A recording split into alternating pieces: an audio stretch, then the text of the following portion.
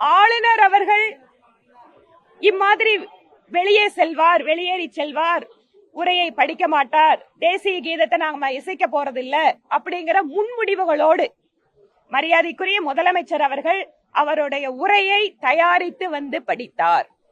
அப்ப ஏற்கனவே மாநிலத்தினுடைய முதல்வர் அவர்கள் கவர்னர் நிச்சயமாக உரையை படிக்க விடக் கூடாது என்பதற்காகவே அதற்காக ஒரு பதிலை தயாரித்து வைத்திருந்தார்கள் என்றால், இவர்களுடைய எண்ணம் என்பது கவர்னர் உரையை படிக்க வேண்டும் என்பதாக இல்லை என்பது நிரூபணமாகிறது. வழக்கமா வீடியோவை தான் ஆஃப் பண்ணுவாங்க, இன்னைக்கு உங்களுக்கு ஆடியோவை கூட கம்ப்ளீட்டா கட் ஆஃப் பண்ணிட்டாங்க. பாசிசம் அப்படின்னு பேசக்கூடிய திராவிட முன்னேற்ற கழகம் இன்றைக்கு சட்டப்பேரவையில உங்களோட நூற்றுக்கணக்கான ஊடக நண்பர்கள் முன்னால அதுல எந்த விஷயத்தையும் வெளியில யாரும் போடக்கூடாது அப்படின்னு எச்சரிக்கை கொடுக்கறாங்கன்னு சொன்னா எந்த அளவிற்கு ஊடகத்தை பார்த்து இந்த அரசு பயப்படுகிறது என்பதை நாம் புரிந்து கொள்ளலாம்.